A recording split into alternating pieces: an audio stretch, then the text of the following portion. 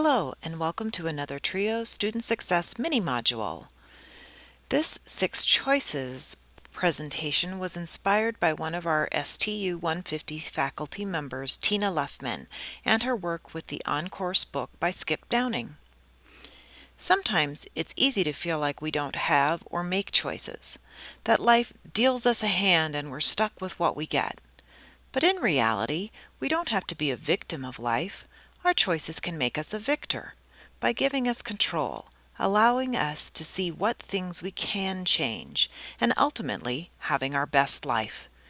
This simple tool is called Wise Choices, a process with 6 questions to help you make your best choices in decisions large and small. Life is filled with decisions. Sometimes they're as simple as what route to take to school or work or what to do on Saturday. Other times it involves our most important relationships in our lives and our careers. Large and small decisions can naturally cause some stress. Do you agonize over what choices to make when faced with difficult decisions? Do you not even recognize that you are making choices, but just float along with whatever happens? Do you delay decisions because of uncertainty and miss some good opportunities? Do you have a process to make decisions easier and less stressful? If not, read on. So, here are those 6 questions to make your decision-making process easier. Like any new exercise, it may seem awkward at first, or you may have some sore decision-making muscles until you get them down.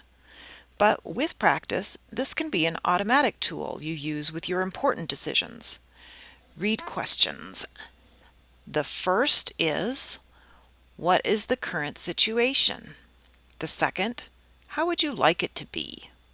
The third, list possible choices. And then, fourth, list the likely outcomes for each option. Fifth, which choice will you commit to doing? And 6, how will you assess your outcome? Let's review each of them individually.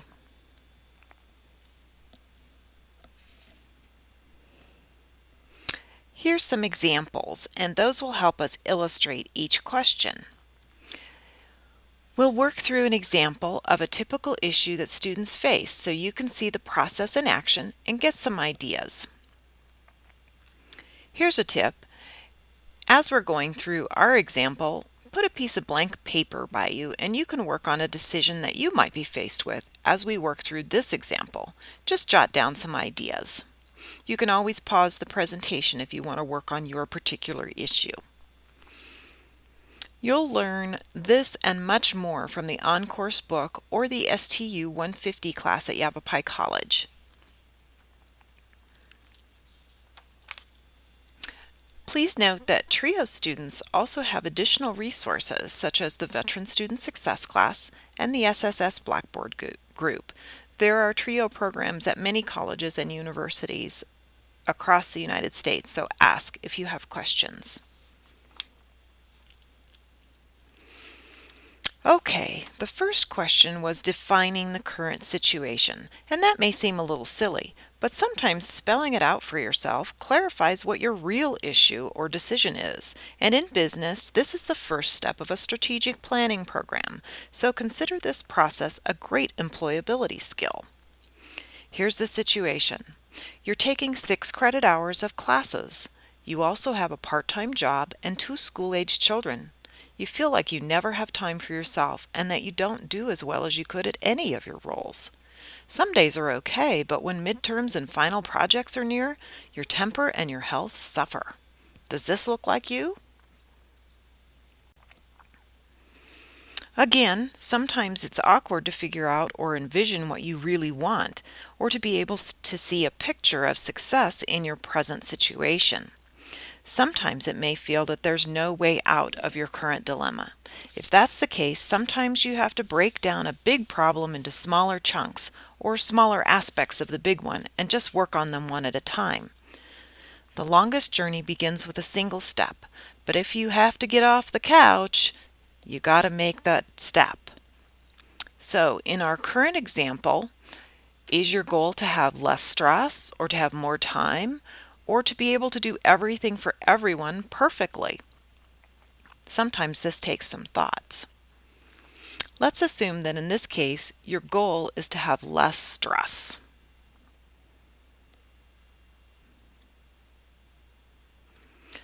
The third question is to list what your choices might be. And we're limiting this to 4 alternatives for a reason. You can go crazy listing all sorts of possible things, but let's limit it to 4. So the 4 choices here: you could quit your job, you could quit school, you could get some help, or you could manage time differently. The fourth question involves fleshing out the probable outcomes or consequences of each choice you can make. So under quit job, you might find that that'd be great, except for then you couldn't pay your bills, or you'd have more stress because of that, or it looks bad on your resume. And if you quit school, you might give up on a dream and your long-term financial security are at stake. You could also lose a lot of time toward your goals if you postpone school now. Under getting help, well, it might be embarrassing for you to ask someone for help, or it might take too long to find somebody else, but you also might model some good skills to your children by asking someone for help, and you need to take the effort and the time to find someone to help you. The last one is manage time, and that also might help in the long run to manage your time better. It's a good employability skill also. You might learn a new skill to teach your kids by example, and managing your time is something that you can do now.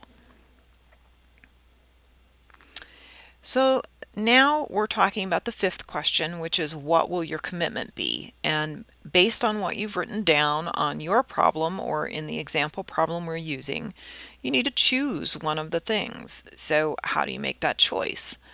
Based on the options in this example, there are 2 that look okay, the last 2. The first 2 seem to have too high of consequences. So your choice needs to depend on how urgent your need is, whether you need to do something immediately on your own or you can wait to find someone to help you, for example. Then you want to post your choice in writing. Somewhere you'll see it, like on your bathroom mirror or on the fridge, wherever you look regularly. You want to have that right in front of you. So in this example, let's assume that you've picked option number 4, which is time management. And the little sticky note over here on the right-hand side to audit and track time every 15 minutes, that's a technique of time management. My point here is that using visual reminders will really help you as you go through this.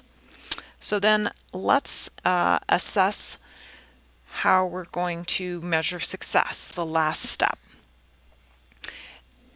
The final step in the decision-making process is one people often forget, but it's like never knowing the rest of the story, or never getting a grade for a class you've worked really hard in, or not seeing the end of a mystery movie. So the last step is to plan how and when you'll assess the results from your decision. Without planning this in advance, you'll probably get busy and forget to pat yourself on the back for what you've accomplished, or to make an adjustment if things aren't turning out as well as you'd like. Depending on your problem, here are some possible measurements or timelines for our example problem. Will you self-test your stress level before and after you change your time management to see if you've improved?